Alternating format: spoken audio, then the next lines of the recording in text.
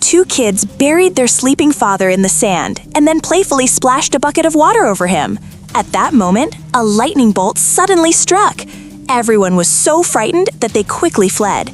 The two kids checked on their father, only to be shocked to find that the sand on him had turned into glass, and there was a large amount of blood flowing from his neck. They hurriedly called 911. When the firefighters arrived at the scene, they found the man's pulse elevated and his breathing weak. Suspecting excessive blood loss, they needed to dig the man out quickly. The two kids felt very guilty, but they didn't understand why the sand turned into glass.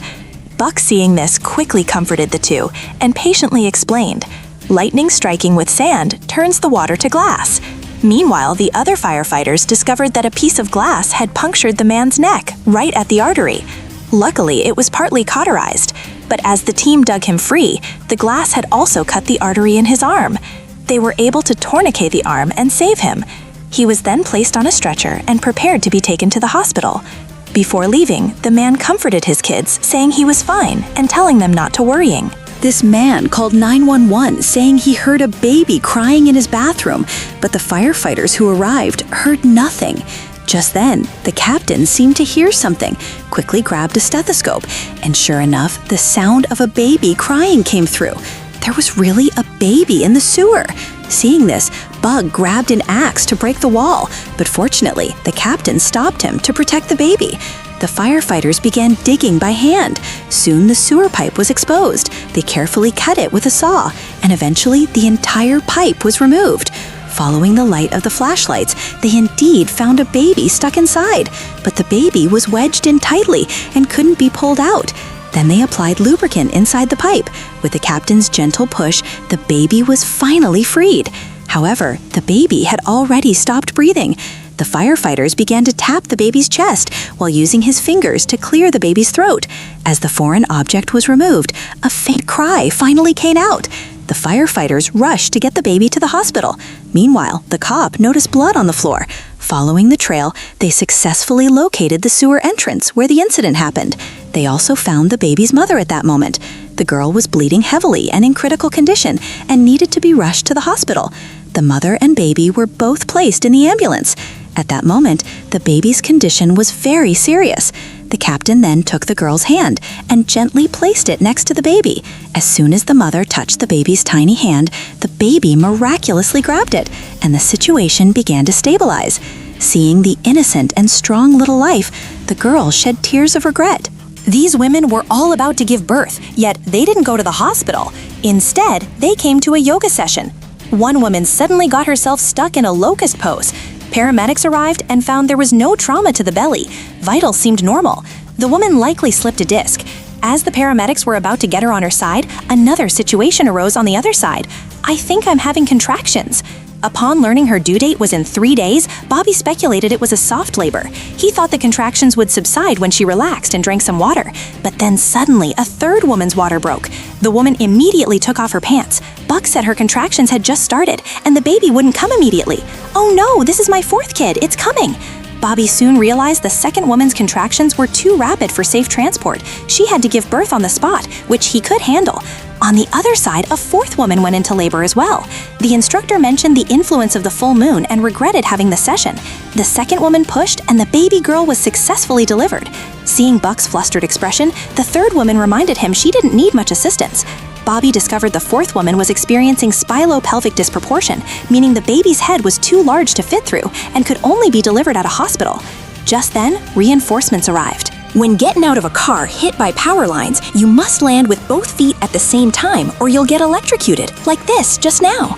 A man crashed into an electrical pole and the power lines fell to the ground like a ring mass of snakes, leaving the man trapped inside at his car. The high voltage wires were sparking densely on the car roof. The man was repeatedly calling for help. The firefighters were stunned by the scene, not daring to act rashly, as the entire area could be electrified. Ben told the man to stay in the car and not to move. Just as the firefighters were trying to hook the wires aside, the car began leaking gas. At that moment, if even the tiniest spark fell on it, the man's car would instantly explode.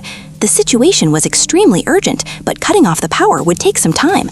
The firefighters could only continue to hook away all the high voltage lines from the car roof while trying to get the man out of the car. The man carefully opened the car door. Jack instructed him not to let his hands touch both the ground and the car, then to hop off like a bunny with both feet landing simultaneously. This way, the circuit wouldn't be broken. Ben instructed the man to jump on the count of 3. 1, 2, 3. People who like charging their phones or laptops in bed should be cautious just now. While a woman left to use the bathroom, the charging cable on her bed short-circuited. Sparks flew out, and in the blink of an eye, the entire house was engulfed in flames. Firefighters arrived. The house was filled with thick smoke, pitch black inside. The woman was curled up in the bathroom, her consciousness somewhat hazy. Just as they were about to take her away, she said, "Hold on." Due to the urgency of the situation, the firefighters directly carried her out of the house. The fire grew stronger. The firefighters immediately turned on the water hoses, and the flames were extinguished soon. At that moment, the woman couldn't stop coughing, having difficulty breathing. She endured the pain in her throat, struggling to shout, "Charlie!" The captain realized there was still someone inside. The firefighters were notified to continue the search. Travis suddenly heard a faint groan. "You guys hear that? Oh my God, it's a kid!" Everyone started calling out Charlie. Then Jack pinpointed the location. The firefighters gathered around, lifting a burnt chair, and there was Charlie. It turned out Charlie was the woman's pet dog. They then concluded the rescue amid the applause of the crowd. When you were drunk, what stupid things did you ever do? Last night, this woman got drunk and tried to take a shortcut by going straight through. As a result, she got stuck in a wall crack. The woman had been trapped there for 12 hours. "Push myself, hot up here. I thought I could make it." But Andy, she was still trying to move, but Andy told her not to. She had been stuck for so long that she had crush injuries, and Andy wanted her to try to hold one of his fingers, but she clearly couldn't. Jack had already arrived on the other side of the wall. Suddenly, the woman became emotional, feeling a tightness in her chest. "Isn't it? This is how I died, freezing and stuck between two stupid walls." She started talking incoherently. Andy knew she had to calm her down. "You just have to decide that you can do this. You can figure this out. Trust me. Trust yourself. You can do this, Becca. You can just relax." She then tried to use a crowbar to create some space. Jack waited for the right moment, following Andy's order. Jack squeezed out a lot of lubricant. Then Andy used all his strength to pull the woman out. A man was unconscious and trapped on a roof, his body entangled in a cable. Firefighters rushed to the scene, discovering that his breathing was constricted. Kelly ordered the team to cut the cable and then to check the other side, but found a second victim hanging over the ledge of the building. Kelly quickly inquired about the estimated arrival time of the ladder truck, learning that it would take 3 more minutes. Meanwhile, the man had a weak pulse, on the brink of life and death. Kelly decided to take a risk. He instructed the team to find a fixed point and decided to rappel down for the rescue, telling the paramedic to be ready to cut the cable. He slowly descended along the wall, then tightly secured the man while notifying the team to cut the cable. As the cable was cut, the rooftop team slid forward rapidly. Crews could barely hold the rope with the weight of 2 men on it, and it seemed they were about to fall off the building. At the last moment, Brett made a desperate leap and grabbed the rope, stopping the slide once again.